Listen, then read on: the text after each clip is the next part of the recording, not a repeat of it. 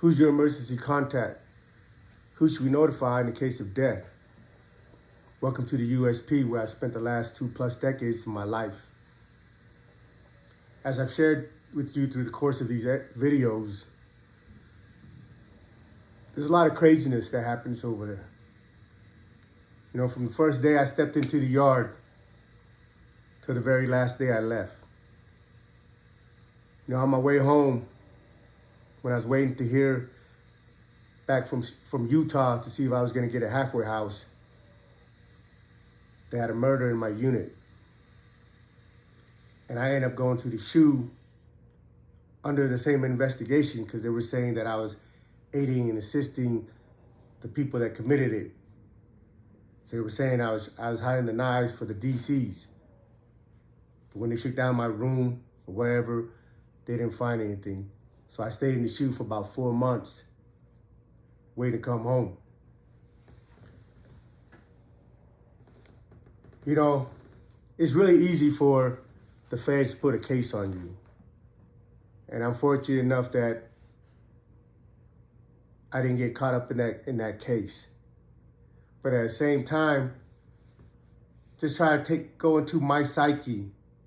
I've been in there for 23 years. I'm at the door waiting to come home. And now I'm stuck in the SHU under a homicide investigation. You know, I try to emphasize through these videos that it doesn't matter if you got sent there for a couple years or 2 decades or a life sentence. Once you're behind that wall, there's no guarantee that you're ever going to come back. I've met so many individuals through the course of my time that had less than 2 years left, 6 months left, and ended up not being able to come home. There was Sereno in Victorville with me. He was going home the next day. The very next day he was going to go home. You know, he did his 7 or 8 years. And the very next day he was about to go home. But I met him after the incident. He ended up with a life sentence. Because in a penitentiary, it's full of miserable individuals. People that are never going home, just crud balls, piece of shit, just haters. So when they see that somebody is short, that their time is almost up and they're about to go home, these miserable individuals will want to jump out there and try shit because in their mind, they're like, he's going to let me punk him. He's going to let me disrespect him. He's going to let me take his shit because he's not going to want to do anything to catch more time. And it's sad that these dudes in there think this way. Because at the end of the day, I'm not the one keeping you in jail. They're not the one keeping me in jail. They don't have the keys. The ones with the uniform, the administration, the courts, they're the one with the keys.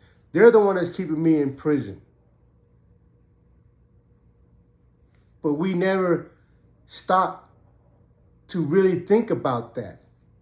We're so busy, we think so small that we're always at each other's throat. Now, this guy that I got to know when I was in Victorville, the day before he went home, he had a little disagreement with someone. And the other dude called him a bitch. Now, some of you guys might say, I would have just let it go and go about my business. And maybe he should have. Maybe he thinks about that every single day right now while he's in that cell. Maybe that shit, that one incident, keeps him up at night. But you know, when we get caught up in things, we don't really think about the repercussion or the consequences. We're in the moment. And a lot of men in there, they live by a certain code of ethics, of code of conduct. And they know, hey, if you disrespect me, this is what's going to happen. Now, I don't know if his intention when he went to deal with the situation was to kill the individual. But that's what happened. The very next day, he was going to be released and go home. And that night, he went and stabbed this dude that disrespected him, called him a bitch, and killed him. And then, unfortunately, I met him in Victorville. But you know, the story is not about that or any other chaos. I'm just emphasizing to you the environment that we live in. So it's almost a miracle, a blessing that here and there you find something to love and care about and to cherish. You know, when I was in Beaumont, in the middle of the chaos, I met a friend, an entity that really helped me stay sane. You know, Beaumont is really humid. It's warm all year round. You just have the summer and then you have rain.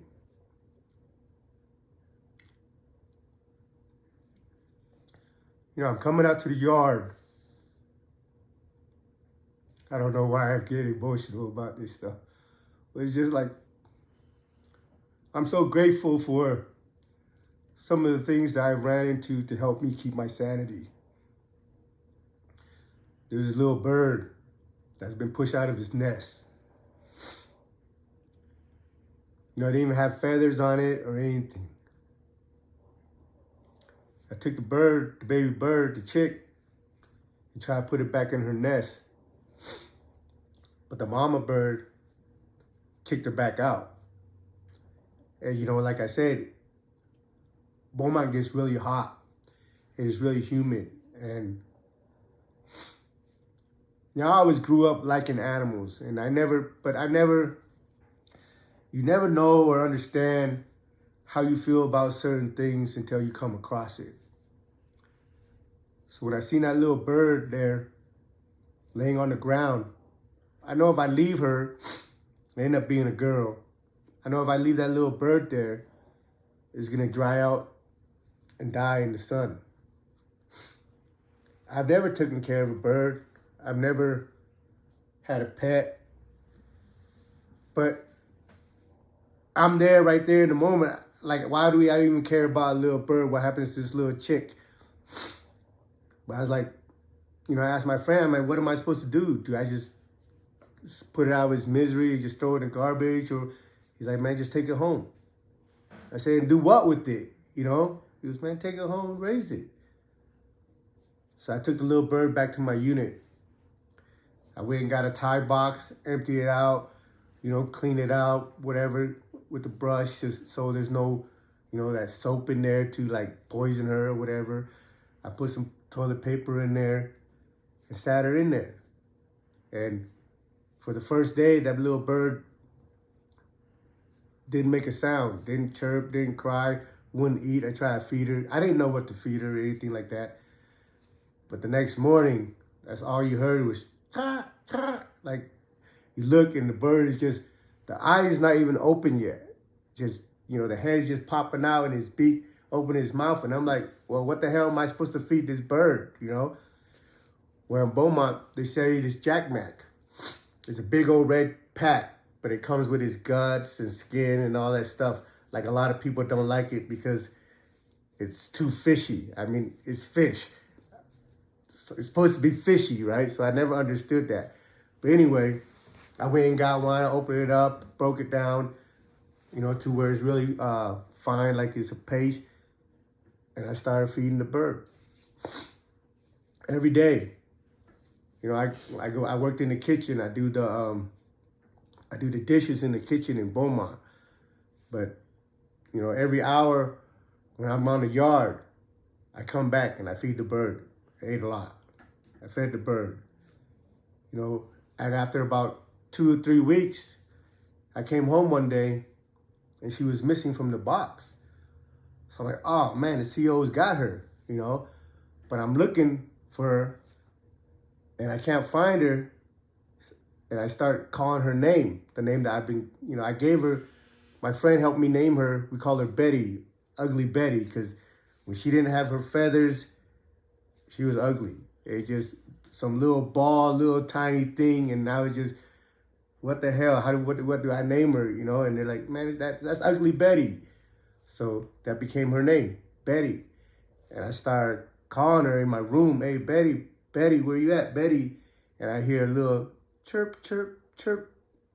She was behind a locker. She had jumped off out of her nest and went behind a locker. Like through the course of the 2 weeks, I seen her feathers grow. So I knew, you know, soon enough, she was getting ready to, you know, flap her wings and do whatever. So I found her. Every day I kicked it with her. You know, I fed her. She became a responsibility to me. You know, I clean after her. She shit so much, a lot, like all the time, right? So I just kept paper towels and wipers and everything. Because I have a cellie at the same time too. But my cellie's not going to tell me what I can't have in my cell, what I can't do in my cell with my time. But at the same time, out of respect, if I'm going to have this little bird, I'm going to make sure I do what I'm supposed to do so that there's no problem, there's no shit laying around.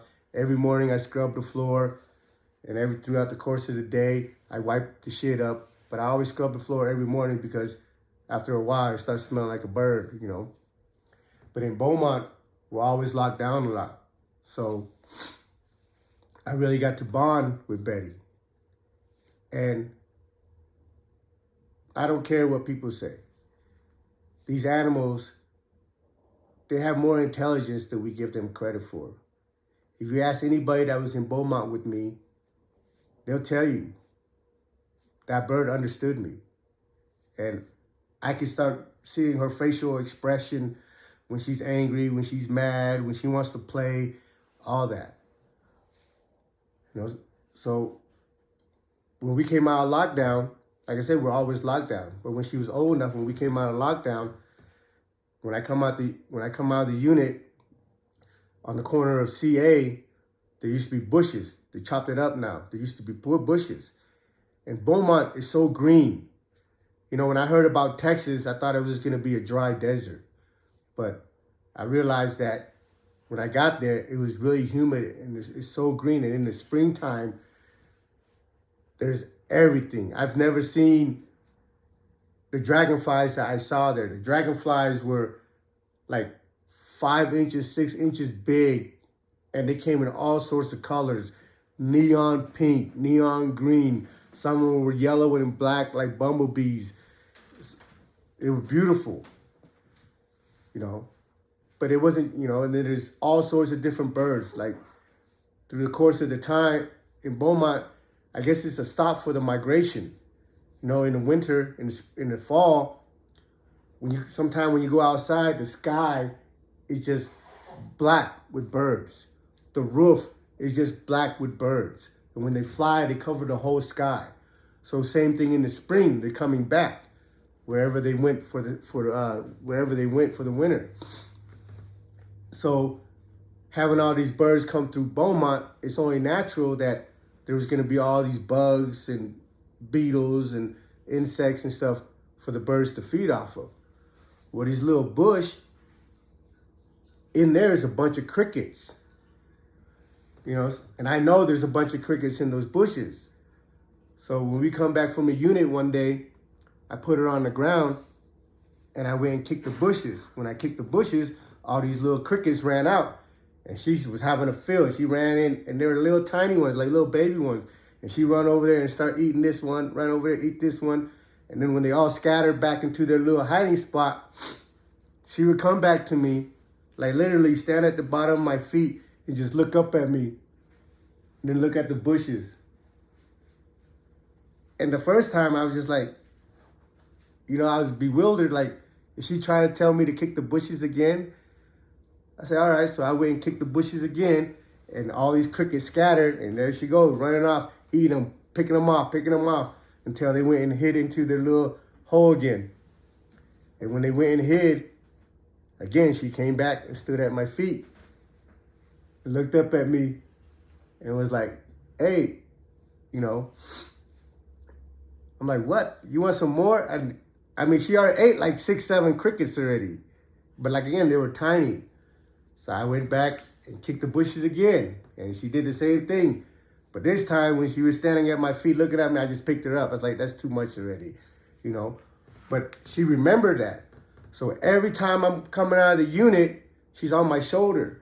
When I come out of the unit, she'll hop off my shoulder and walk to the bushes and stand there and wait for me to kick the bushes so she can go around and chase these crickets. You know, like, for me, that was my friend. I said, oh, you got a little pet? I said, nah, she's not my pet. She's my friend. And in a world of chaos, you know, a world of violence, it was really humbling to be able to have this entity, this little bird that I named Betty, as my companion. You know, I really credit my relationship with that bird as to being like, help me stay sane, help me keep my humanity. Because it's so easy to lose yourself in that environment. It's so easy to get caught up in the chaos and just say, fuck it. You know, I've been like that my whole life. You know, when I first went into the penitentiary, I'm 21 years old. On this bid, I was 21 years old in 98. And when they sentenced me to 26 years, my mentality wasn't, all right, I'm gonna go to prison, I'm gonna take some classes, I'm gonna do good and come home at 45. No, I really believed that I was never coming home.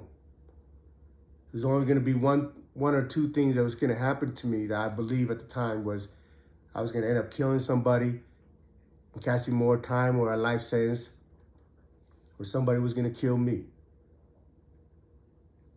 And I resigned myself to that fate. I don't wanna say I was okay with it, but I accepted it. And when I accepted it, I lived my life accordingly. Like, let's go. Whatever comes my way, let's deal with it. Whatever example needs to be made, let's make it. And I functioned that way. So when I ran into Betty, it kind of brought me back. Because, you know, I got sent to Beaumont because I almost killed the dude in Victorville. I punctured his lungs. I hit him about 7, 8 times and punctured his lung, which was an accident because I didn't want to puncture his lung. I was trying to hit him in the stomach, you know. But, you know, like I tell you all the time, things don't always work out the way you want. And he almost died. He spent 3 days in the ICU. And that was just my mentality. It's just like, fuck it. But I'm so grateful for this little bird that brought me back, that gave me a piece of my humanity back, and that allowed me to care for something.